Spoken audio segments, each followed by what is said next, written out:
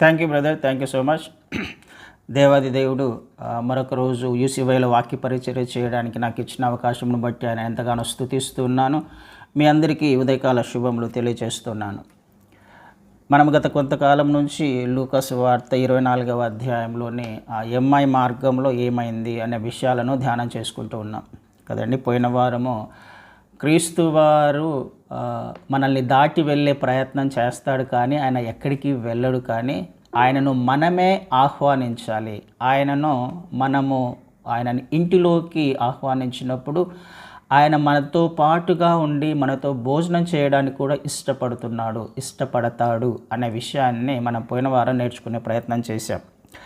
ఈ వారము మిగిలిన వాక్య భాగాన్ని చూద్దాం. 30వ వచనంలో ఆయన వారితో కూడా భోజనమునకు కూర్చున్నప్పుడు ఒక రొట్టెను పట్టుకొని స్తోత్రము చేసి దాన్ని విరిచి వారికి పంచిపెట్టగా అనే మాట రాయబడింది. వాళ్ళిద్దరూ ఇంటిలోకి క్రీస్తు వారిని ఆహ్వానించిన తర్వాత వారు భోజనానికి కూర్చున్నారు. ప్రభువైన క్రీస్తు వారు నీతో, నాతో, మనతో కలిసి భోజనం చేయడానికి ఇష్టపడుతున్నాడు. మనతో సహవాసం చేయడానికి ఆయన ఎంతగానో ఇష్టపడుతున్నాడు. అనేక సందర్భాలలో కూడా మనము లేఖనాలలో చూస్తాం.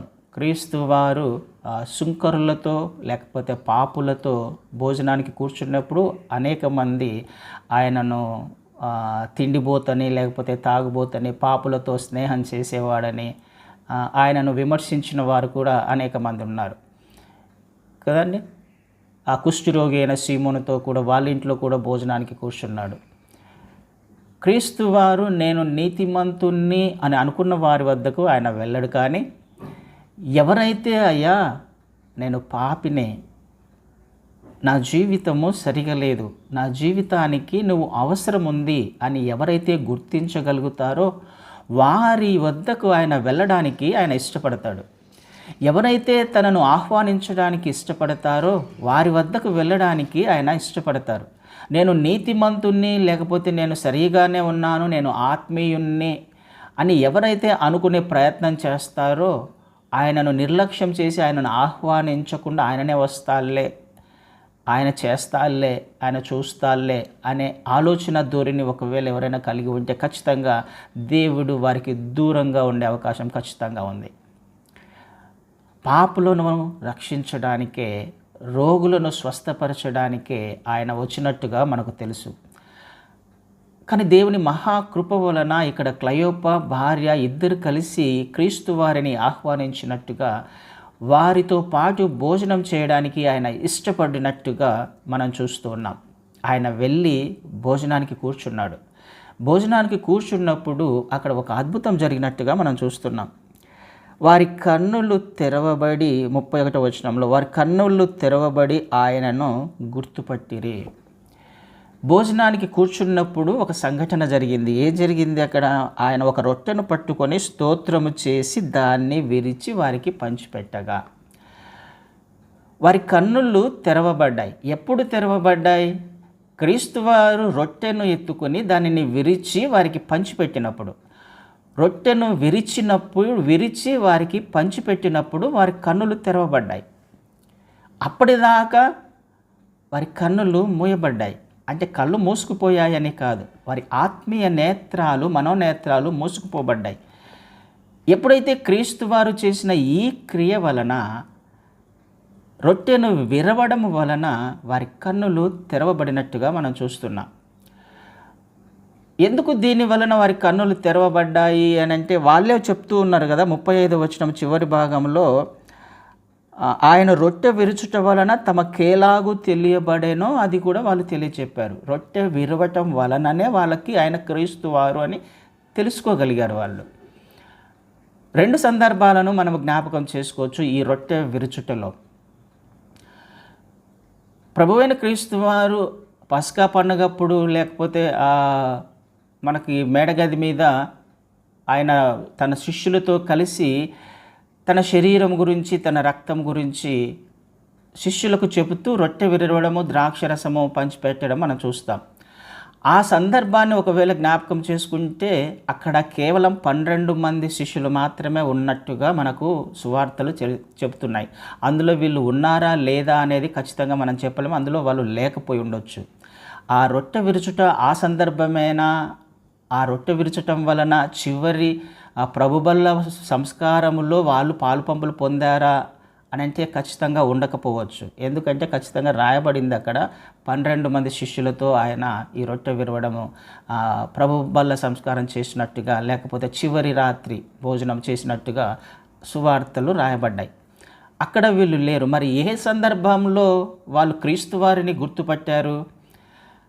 మనకు 5 రొట్టెలు 2 చేపల సందర్భాన్నే మనం జ్ఞాపకం చేసుకోవచ్చు. లేకపోతే ఆయన ఇంకొకసారి కూడా 7 రొట్టెలను కూడా కదండి, కొన్ని చేపలను, 7 రొట్టెలు 2 కొన్ని చేపలను కూడా ఆయన చేసిన సందర్భం కూడా మనం జ్ఞాపకం చేసుకోవచ్చు. ఆ సందర్భాలలో క్రీస్తు వారు ఏం చేశారు? ఆయన రొట్టెని ఎత్తుకొని కృతజ్ఞతాస్తుతులు చెల్లించి దానిని విరచి అందరికీ పంచిపెట్టినట్టుగా మనం చూస్తున్నాం. ఈ యొక్క ఆచారము లేకపోతే ఈ మనస్సు, ఈ ఆశీర్వాదము క్రీస్తువారు మాత్రమే ఇవ్వగలడు అనే విషయము శిష్యులకు ఖచ్చితంగా తెలుసు. వారితో ఉన్న క్రీస్తువారితో శిష్యులకు ఉన్న సంబంధం అది దగ్గరగా క్రీస్తువారు చూశారు. ఆ సందర్భంలో ఒకవేళ వీళ్ళు ఉండి ఉండవచ్చు ఖచ్చితంగా. ఎందుకు? శిష్యులందరూ అక్కడ ఉన్నారు కాబట్టి. క్రీస్తువారు రొట్టె విరవడం అనే సందర్భాన్ని 2 చోట్ల మనం చూస్తాం కదండి. ఆ 2 సందర్భాలలో ఆయన రొట్టెను విరిచినట్టుగా పంచిపెట్టమని, దానిని ఆశీర్వదించి పంచిపెట్టమన్నట్టుగా మనం జ్ఞాపకం చేసుకోవచ్చు. మొదటి కారణం అదే అయినప్పుడు, రెండవ కారణము రొట్టె విరుస్తూ ఉన్నప్పుడు, వాళ్ళకు పంచిపెడుతూ ఉన్నప్పుడు క్రీస్తు వారి యొక్క చేతులు వారికి ఖచ్చితంగా కనిపించి ఉంటాయి కదండి. క్రీస్తు వారి చేతులు, మేకులు కొట్టబడిన ఆ చేతులు, గాయాలతో ఉన్న ఆ చేతులు వారికి కనిపించినాయి. ఆ గాయాలతో ఉన్న ఆ చేతులను చూసినప్పుడు, ఆ రొట్టె విరిచే ఆ క్రమాన్ని చూసినప్పుడు వారికి సత్యము బయలుపరచబడింది. వారి మనోనేత్రాలు వెలిగించబడ్డాయి. ఆ విషయం వాళ్ళే చెప్తున్నారు. రొట్టెను విరవడం వలన మేము తెలుసుకున్నాము ఆయననే, విరిచినప్పుడు మా కన్నులు తెరవబడ్డాయి. ఆలోచన చేద్దాం ప్రియ సహోదరి సహోదరుడా. క్రీస్తు వారు నిన్ను, నన్ను, మనల్ని ఈ లోకములో ఆశీర్వదించడానికే వచ్చాడు. మనము ఆశీర్వాదకరంగా ఉండడానికే, ఈ లోకములో మనము ఆశీర్వాదకరంగా ఉండాలన్నది ఆయన ముఖ్య ఉద్దేశం. అయితే ఈ ఆశీర్వాదము ఎలా వస్తుంది? ఈ ఆశీర్వాదము మన జీవితాలలో రావడానికి ఒక మార్గాన్ని ఆయన సిద్ధపరిచాడు. ఎలా? తన శరీరము నలగగొట్టబడడం వలన, తన శరీరము విరవడం వలన, తన శరీరాన్ని విరిచాడు. ఆయన నలగగొట్టుకున్నాడు, త్యాగం చేశాడు, శ్రమల గుండా వెళ్ళాడు, అనేక కఠినమైన పరిస్థితుల గుండా తన శరీరము దున్నబడింది. దాని ద్వారా ఆత్మీయమైన ఆశీర్వాదాలు, స్పిరిచువల్ బ్లెస్సింగ్స్, దాని ద్వారానే మనం ఫిజికల్ బ్లెస్సింగ్స్ కూడా పొందుకోగలమనే తర్వాత విషయం అది. మొట్టమొదటగా ఆయన మనల్ని పరలోక రాజ్య వారసులుగా చేయడానికి, ఈ లోకములో మన కన్నులు మూసుకుపోబడ్డాయి. లోకానుసారమైన జీవితం జీవించడం వలన, లోకంలోని ఆకర్షణలకు లోబడి జీవించడం వలన, లోకములోని అట్రాక్షన్ వైపు పరిగెత్తుతూ మన జీవితంలో ఉదయం లేచినప్పటి నుంచి రాత్రి పడుకునేంత వరకు కూడా మన మనోనేత్రాలు లోకముతో సహవాసం చేస్తూ ఉన్నాయి. క్రీస్తు వారిని గుర్తించని స్థితిలో, క్రీస్తు వారిని తెలుసుకోలేని, ఆయన సన్నిధిని అనుభవించని స్థితిలో మన మనోనేత్రాలు, మన కన్నులు మూసుకుపోబడ్డప్పుడు మనకు అర్థమవ్వాల్సిన విషయము, ఆయన మనల్ని ఆశీర్వదించాడు. మనం ఏ స్థితిలో అయితే ఉన్నామో, మనం ఏ స్థితిలో అయితే మన జీవితాన్ని జీవిస్తున్నామో, ఆ స్థితి, ఆ ఆశీర్వాదము ఆయన చేసిన త్యాగము వలననే మనకు వచ్చింది అనే విషయాన్ని మనం జ్ఞాపకం చేసుకోవాలి. ఏ స్థితి అయితే మనకు ఇవ్వబడిందో ఆ స్థితి క్రీస్తు వారి దయ వలన, కనికరము వలన, కృప వలన మనకు అనుగ్రహించబడింది. ఆయన శరీరము నలగొట్టుకోవడం వలన, శిలువ మరణము ద్వారా మనకి అనుగ్రహించబడింది. శిలువలో చేసిన త్యాగము ద్వారా మనకు అనుగ్రహించబడింది. ఆయన చేతులకు కొట్టిన గాయాలు, కాళ్ళకు కొట్టిన గాయాలు, శరీరము దున్నబడము, ఆ విషయము నీకు, నాకు, మనకు అర్థం కాకపోతే, ప్రతి క్షణము మనకు జ్ఞాపకము రాకపోతే మనము ఖచ్చితంగా ఎమ్మాయి మార్గంలోనే ఉండిపోతాం. యెరూషలేములో నుంచి దూరముగానే వెళ్ళిపోతే అవకాశము ఖచ్చితంగా ఉంది.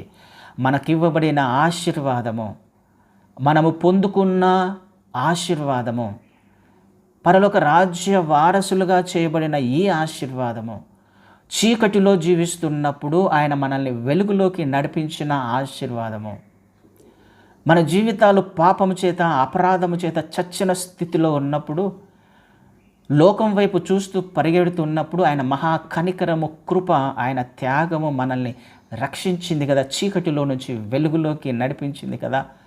రక్షణలోకి మనం వచ్చాము అని అంటే ఆయన శ్రమ పడడం వలన, ఆయన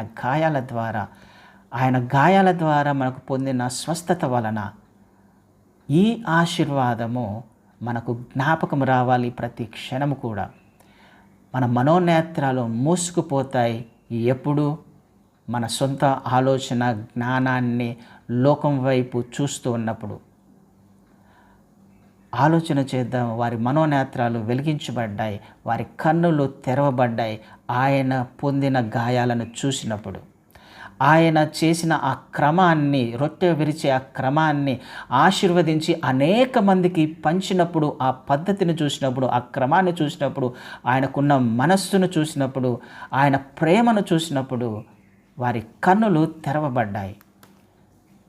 మన కన్నులు తెరవబడ్డాయా, తెరవబడుతున్నాయా లేదా? ప్రతి దినము, ప్రతిరోజు ఆయన త్యాగము వలననే మనం ఈరోజు ఈ స్థితిలో ఉండగలుగుతున్నాం.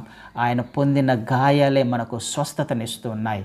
ప్రతిరోజు కూడా అది ఆత్మీయ స్వస్థత కావచ్చు, శారీరక స్వస్థత కావచ్చు, ఏది అయినా కానీ ఆయన కనికరము వలన, ఒక రకంగా చెప్పాలంటే ఆయన భిక్ష కదండి, ఆయన పెట్టిన భిక్ష ఇది. మనం జీవిస్తున్నామంటే ఇది మనకు అర్థం కావాలి. ప్రతిరోజు మనం ఆయన త్యాగాన్ని జ్ఞాపకం చేసుకోకపోతే ఈ లోకములో ఉన్నాము అని అర్థం. అంటే ఎమ్మాయి మార్గములో దూరంగా వెళ్ళిపోతున్నాము అని అర్థం.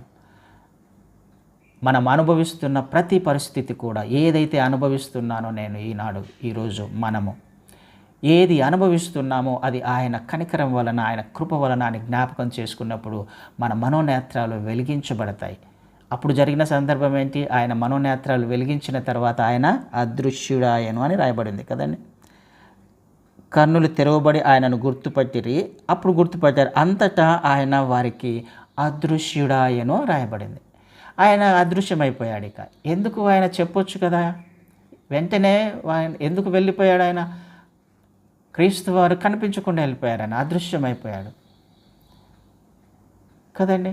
అంటే ఇక ఒక వ్యక్తి యొక్క మనోనేత్రాలు వెలిగించబడ్డప్పుడు, ఆత్మీయ జీవితం రికిండిల్ చేయబడినప్పుడు, అంటే మండించబడ్డప్పుడు కదా. అందుకే వాళ్ళు మాట్లాడుకుంటున్నారు కదా తర్వాత, కన్నులు గుర్తుపట్టి, అప్పుడు వారు ఆయన త్రోవలో మనతో మాట్లాడుచు లేఖనములను మనకు బోధపరచుచున్నప్పుడు మన హృదయము మనలో మండుచుండలేదా? వారి హృదయము మండించబడుతూ ఉంది కదండి. దేవుని వాక్యము చెబుతున్నప్పుడు, లేఖనాలు వివరిస్తూ ఉన్నప్పుడు, క్రీస్తు వారి గురించిన సత్యము బయలుపరచబడుతున్నప్పుడు వారి హృదయములో ఉన్న ఆ ఆత్మ ఎప్పుడైతే ఆరిపోయేలా, వారి యొక్క మనోనేత్రాలు మూసుకుపోయాయో, ఆత్మ ఆరిపోయే స్థితికి వెళ్ళిందో, క్రీస్తు వారు వాటిని తిరిగి దానిని వెలిగించే ప్రయత్నం చేస్తున్నాడు. ఆ మంటను మండించే ప్రయత్నం చేస్తున్నాడు. ఆత్మను ఉజ్జీవింపచేసే ప్రయత్నం చేస్తున్నాడు.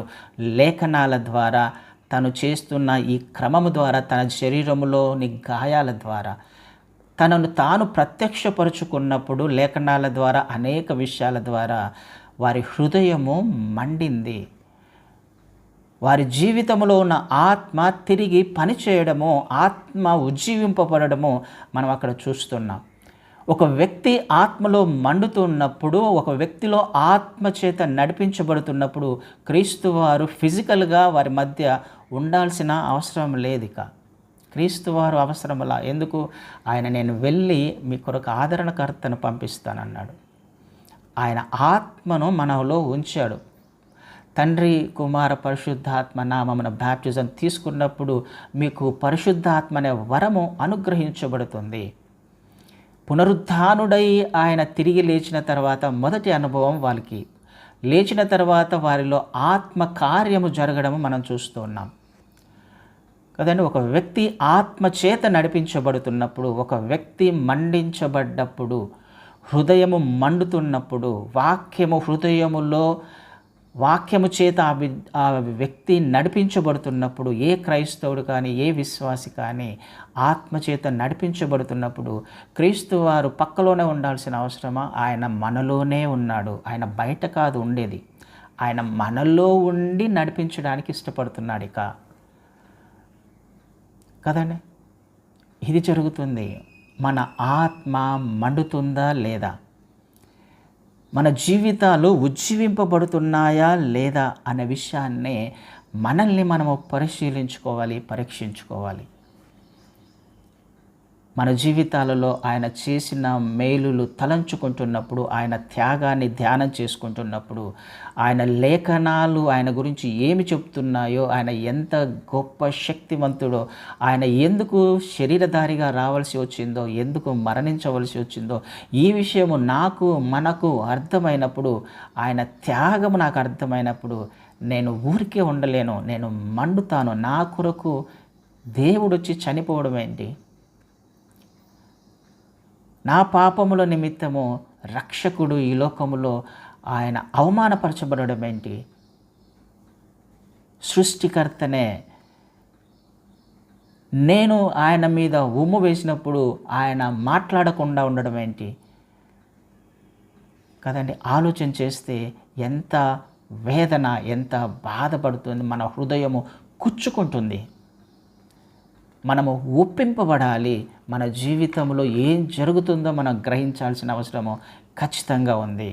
నాలో ఆత్మ మండుతుందా లేదా? ఆ ఆత్మ మండింది వారిలో, వారి హృదయాలు మండాయి.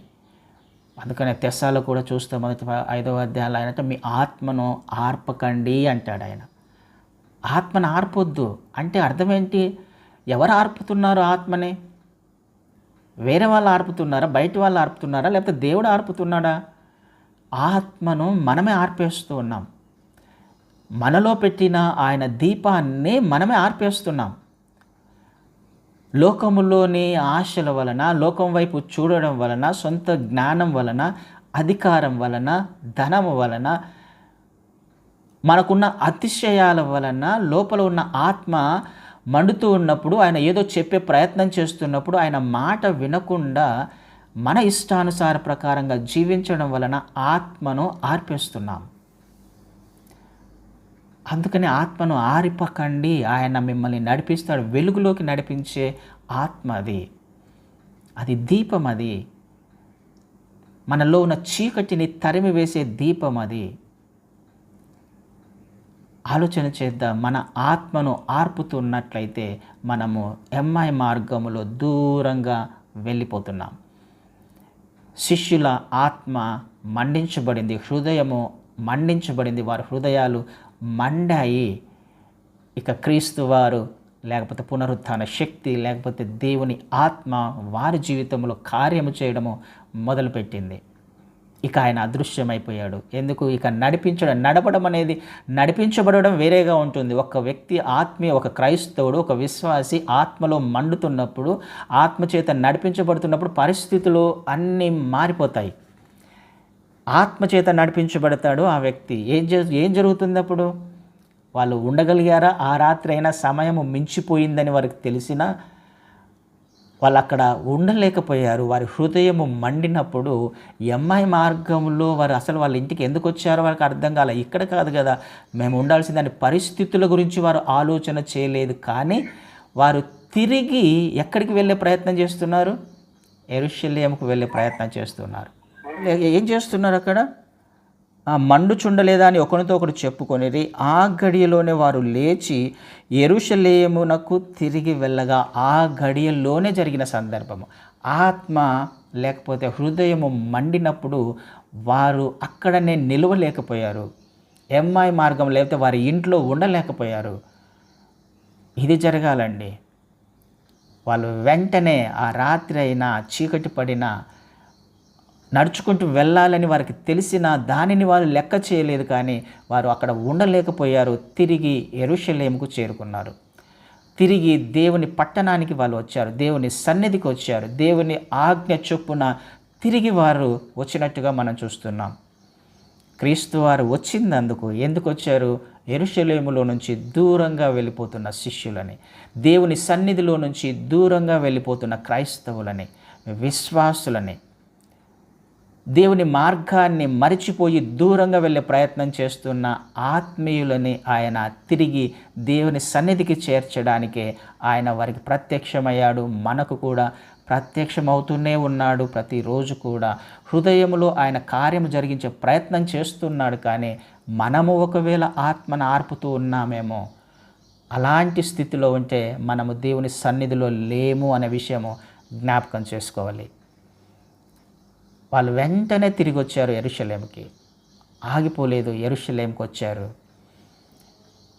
వారు ఉండలేకపోయారు. క్రీస్తు వారి లక్షణాలు కూడా అవే కదండి. అవమానకరంగా జీవిస్తున్నామనే విషయము వారికి అర్థమైంది. మేము దేవుని సన్నిధికి దూరంగా ఉన్నామనే విషయం వారికి అర్థమైపోయింది. వారు అక్కడ ఉండలేక తిరిగి యెరూషలేముకు చేరుకున్నట్టుగా మనం చూస్తున్నాం. ప్రభు అయిన క్రీస్తు వారు కూడా యోహాను సువార్త 2వ అధ్యాయంలో 13-17 వచనాల్లో ఒక సందర్భాన్ని మనం చూస్తాం. క్రీస్తు వారు మందిరానికి వచ్చినప్పుడు అక్కడ వ్యాపారం జరుగుతుంది. మందిరంలో వ్యాపారం జరుగుతున్నప్పుడు వారన్నింటినీ చూసి దేవాలయంలో ఎడ్లు, గొర్రెలను, పావురాలను, అమ్మవారిని, రూకలు మార్చి వీరందరినీ అక్కడ జరుగుతున్న వ్యాపారాన్ని అనేది చూసి ఆయన ఏం చేశాడు? దేవాలయంలో నుండి తోలివేసి, ఎడ్లనన్నిటినీ దేవాలయంలో నుండి తోలివేసి, రూకలు మార్చి వారి రూకలు చల్లివేసి, వారి బల్లలు పడద్రోసి, పావురముల అమ్మవారితో వీటిని ఇక్కడ నుండి తీసుకొని పోండి, నా తండ్రి ఇల్లు వ్యాపారపు ఇల్లుగా చేయకూడదని చెప్పాను. ఏం చేస్తున్నాడు? మందిరంలో జరుగుతున్న వ్యాపారము, నా తండ్రి ఇల్లు వ్యాపారపు ఇల్లుగా మారిపోయింది. నా తండ్రి మందిరము నా తండ్రికి అవమానకరంగా, అపవిత్రంగా మార్చబడింది. దానిని క్రీస్తు వారు ఎట్టి పరిస్థితుల్లో అంగీకరించాడు, ఒప్పుకోడు కూడా. అవమానకరంగా జీవిస్తున్నప్పుడు క్రీస్తు వారు తట్టుకోలేకపోయారు.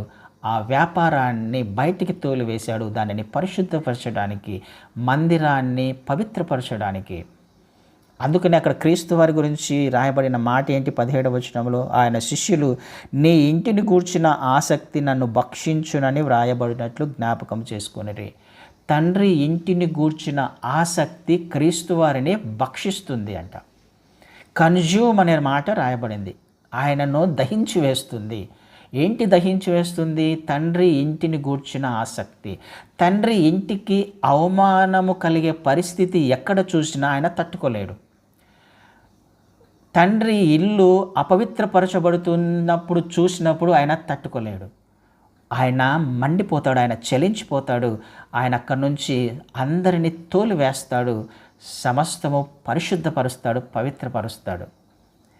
క్రీస్తు వారు తండ్రి ఇంటిలో జరుగుతున్న వ్యాపారాన్ని చూసి తట్టుకోలేకపోయాడు. అది మండడం అంటే. మన జీవితాలు ఇలా ఆసక్తితో ఉన్నాయా లేదా? మండుతున్నామా లేదా? ఏ విషయంలో? నా వలన, నా జీవితం వలన, నా ప్రవర్తన వలన నా దేవునికి అవమానకరంగా జీవిస్తున్నానా, అవమానం తెస్తున్నానా, అపవిత్రపరుస్తున్నానా అనే విషయాన్ని నేను రోజు ఆలోచన చేసుకునే అవసరము ఖచ్చితంగా ఉంది. ఎప్పుడు జరుగుతుంది ఇది? నా హృదయము మండుతున్నప్పుడు నేను ప్రతి క్షణము నేను పరీక్షించుకుంటూ ఉంటాను కదండి. మందిరాన్ని ఆయన పవిత్రపరిచాడు. మనకు మందిరం అనగానే మనకు బైబిల్లో 2 రకాలుగా మనం చూసుకోవచ్చు కదా. ఒకటి సంఘము, 2 దేహము. ఆయన సంఘము పవిత్రంగా ఉండాలి. ఆయన సంఘములో వ్యాపారము జరగకూడదు. ఆయన సంఘములో మనము ఈ మధ్యకాలంలో చూస్తే అనేక సంఘాలలో వ్యాపారం జరుగుతుంది. దేవుని నామము అవమానపరచబడుతుంది, అపవిత్రపరచబడుతుంది. డబ్బులు తీసుకొని ప్రార్థన చేయడము, డబ్బులు తీసుకొని ఆయిల్ అమ్ముకోవడము, లేకపోతే ఇంకొకటి డబ్బులతో ముడిపెట్టి సంఘాలు నడిపించుతున్న అనేక సంఘాలను మనం చూస్తూ ఉన్నాం.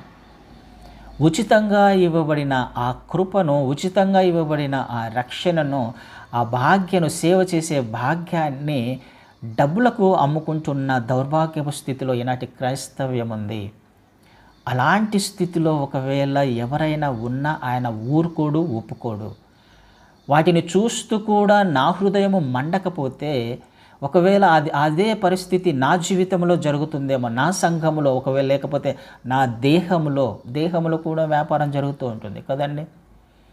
మన దేహము ఆయన మందిరము, ఆయన ఆలయము. మన దేహాన్ని కూడా వ్యాపారప్తులుగా చేస్తుంటాం. సుఖం కోసం, సంతోషం కోసం, ఆనందం కోసం, క్షణికమైన ఆనందం కోసం అనేకమైన అవమానకరమైన పరిస్థితులు గుండా క్రైస్తవుడు ఖచ్చితంగా వెళ్తూ ఉంటాడు. ఈ దేహాన్ని పాడు చేసుకుంటూ ఉంటాడు. క్రియల ద్వారా, ఆలోచనల ద్వారా, ప్రవర్తన ద్వారా, సుఖం కోసం, ఆనందం కోసం కదండి. దేవాలయములో అవమానకరమైన పరిస్థితులు, సంఘములో అవమానకరమైన పరిస్థితులు చూస్తున్నప్పుడు, చేస్తూ ఉన్నప్పుడు నా జీవితంలో ఆత్మ ఆరిపోయిందా? నా హృదయము మండటం లేదా? ఆలోచన చేయాలి. నా హృదయము మండట్లేదు అని అంటే నా ఆత్మ ఆరిపోయింది. నా ఆత్మ ఆరిపోయిందంటే నేను దేవుని నుండి దూరంగా ఉన్నాను, దేవుని సన్నిధి నుంచి దూరంగా ఉన్నాననే విషయము మనకు ఖచ్చితంగా అర్థం కావాలి. ఆలోచన చేసే ప్రయత్నం చేద్దాం ప్రియ సహోదరి, సహోదరుడా. మన జీవితాలు మండుతున్నాయా లేదా? వ్యాపారం చేసుకుంటున్నామా? సుఖం కోసము లేకపోతే ఇంకొక దానికోసం వెంటపడే ప్రయత్నం. సంఘములోనే, మందిరములోనే వ్యాపారం జరుగుతుంది ఆ రోజు కదండి. మనకు ఒక ఉదాహరణ కూడా మనం చూస్తాం. నయమాను గురించి మనకు తెలుసు. 2వ రాజుల గ్రంథంలో మనం చూస్తాం కదా, 5వ అధ్యాయంలో. నయమానుకి కుష్ఠం వచ్చినప్పుడు ఎలీషా దగ్గరికి వెళ్తాడు. ఎలీషా స్వస్థపరుస్తాడు. ఈ సందర్భం అంతా మనకు తెలుసు. స్వస్థపరచబడిన తర్వాత నయమాను ఎలీషాకు బహుమానము ఇవ్వాలని, కానుక ఇవ్వాలని ఇష్టపడినప్పుడు ఆయన ఒక్క పైసా కూడా తీసుకోడు ఎలీషా గారు. అయితే ఆయన వద్ద ఉన్న ఒక సేవకుడు ఉన్నాడు, గెహజీ కదని. తిరిగి వెళ్ళిపోతున్న నయమాను గురించి మనసులో అనుకుంటాడు, నా యజమానునికి అసలు ఏం చేయాలో తెలియదు, కొంచెం కూడా జ్ఞానం లేదు, ఎప్పుడు డబ్బు సంపాదించుకోవాలో తెలియదు, వచ్చిన దాన్ని పోగొట్టుకుంటున్నాడు అని చెప్పి ఎలీషా నయమాను వెంబడి పరిగెడతాడు కదండి. నయమాను వెంట పరిగెట్టి, మా ఇంటికి ఒక 2 యవనస్తులు వచ్చారు, వారి కొరకు నీ దగ్గర ఉన్న బహుమానాన్ని తీసుకురమ్మని నా గురువు చెప్పారు అని అంటే, ఖచ్చితంగా తీసుకుపోని 2 ఇచ్చి పంపిస్తాడు. ఇంటికి వచ్చిన తర్వాత గెహజీని అడుగుతాడు ఎలీషా గారు, ఎక్కడికి వెళ్ళావు అని అంటే, నేను ఎక్కడికి వెళ్ళలేదా, ఇక్కడే ఉన్నాను. నువ్వు వెళ్ళినప్పుడు నీతో కూడా నా మనసు రాలేదా, నాకు తెలీదా? అక్కడ మాట్లాడుతున్న మాట ఒక్కసారి చదువుకొని ముగించుకునే ప్రయత్నం చేద్దామండి. అక్కడ ఎలీషా గారు మాట్లాడుతున్నాడు. 5వ అధ్యాయము, 2వ రాజులు 5వ అధ్యాయము 26వ వచనంలో, అంతటా ఎలీషా వానితో, ఆ మనుష్యుడు తన రథము దిగి నిన్ను ఎదుర్కొనుటకు తిరిగి వచ్చినప్పుడు నా మనస్సు నీతో కూడా రాలేదా? ద్రవ్యమును, వస్త్రములను, ఒలీవ చెట్ల తోటలను, ద్రాక్ష తోటలను, గొర్రెలను, ఎడ్లను, దాసదాసీలను సంపాదించుకున్నటకు ఇది సమయమా? కదండి. దేవుని సేవ, విశ్వాసి క్రైస్తవుడు, సంఘము, విశ్వాసి దేహము ఏం జరుగుతుంది? సంపాదించుకోవడానికి ఈ లోకంలోకి మనం రాలేదు. ధనాన్ని సంపాదించుకోవడానికి, ఆస్తిపాస్తులు సంపాదించుకోవడానికి ఇది సమయం కాదు. అనేక మంది బయట నరకానికి వెళ్తున్నారు, అగ్నిలోకి లాగివేయబడుతున్నారు. రక్షణ లేక వారు ఈ లోకములో పడి చీకటిలో జీవిస్తున్నారు. క్రీస్తు వారిని తెలుసుకోక అనేక మంది నశించిపోతున్నప్పుడు, రక్షించబడిన నీవు, నేను, మనము, మన సంఘాలు ఏం చేస్తున్నాయి? సంపాదించుకునే ప్రయత్నంలో ఉన్నామా లేదా అనే విషయాన్ని ఆలోచన చేసే ప్రయత్నం ఖచ్చితంగా చేయాలి. దేని వెంబడి పడుతున్నాం? ఇది సమయమా? సంపాదించుకునే సమయమా? ఆస్తులు సంపాదించుకునే సమయమా? సుఖం కోరుకునే సమయమా? ఎప్పుడు చేస్తాం ఇవన్నీ? నా హృదయము మండనప్పుడు. దేవుని యొక్క త్యాగము, క్రీస్తు వారి త్యాగము నాకు అర్థం కానప్పుడు, నాకు ఇవ్వబడిన ఈ స్థితి ఆయన కనికరము, ఆయన కృప అని నాకు అర్థం కానప్పుడు ఇవన్నీ చేసే ప్రయత్నం చేస్తాను నేను. ఆలోచన చేద్దాం ప్రియ సహోదరి, సహోదరుడా. నా హృదయము మండుతుందా లేదా? క్రీస్తు వారి కొరకు అవమానకరంగా జీవిస్తున్నానా? ఆయనకు బాధ పెట్టే విధంగా, ఆయనను మళ్ళీ మళ్ళీ సిలువ వేసేలా నా జీవితం ఉందా? ఒకవేళ అలా లేదు అని అంటే దేవునికి స్తోత్రం. నా హృదయం మండుతుంది అని అంటే నేను యెరూషలేములో ఉండాలి, దేవుని పనిలో ఉండాలి, దేవుని చిత్తంలో ఉండాలి, దేవుని మార్గంలో నడుస్తూ ఉండాలి, ఆయనను వెంబడించే వారిగా ఉండాలి, ఆయన రక్షణను అనేక మందికి ప్రకటించేవారిగా, ఆయన వైపు తిప్పేవారిగా, యెరూషలేముకు చేర్చేవారిగా నీవు నేను ఉండాలి. ఆనాడు క్రీస్తువారు తీసుకున్న ఆ పాత్రనే, లేకపోతే క్రీస్తువారు పోషించిన ఆ క్యారెక్టర్ ఏదైతే ఉందో, క్లయోపాను తన భార్యని ఇంటికి చేర్చే ప్రయత్నం, యెరూషలేముకు చేర్చే ప్రయత్నం ఏదైతే చేశాడో అదే క్యారెక్టర్ని, లేకపోతే అదే బాధ్యతని ఈనాడు నీవు నేను మనము చేయవలసిన అవసరం ఖచ్చితంగా ఉంది. అనేక మంది తప్పిపోతున్నారు, యెరూషలేములో నుంచి దూరంగా వెళ్తున్నారు, లోకంలో నుంచి సంఘంలో నుంచి దూరంగా వెళ్తున్నారు. వారందరినీ తిరిగి సంఘానికి చేర్చాల్సిన బాధ్యత నీది, నాది, మనదే. తిరిగి వారిని యెరూషలేముకు చేర్చాల్సిన బాధ్యత మనదే. క్రీస్తు వారు ఆ బాధ్యతను మనకు అప్పగించాడు. అయితే నీవు నేను మనము చేస్తున్నామా లేదా? చేయలేదు అనంటే నా హృదయం మండట్లేదు, చేయట్లేదు అనంటే ఆత్మ ఆరిపోయింది, లోకంలో ఉన్నాను. ఆలోచన చేద్దాం, మనల్ని మనం పరిశీలించుకుందాం, పరీక్షించుకుందాం. హల్లెలూయా.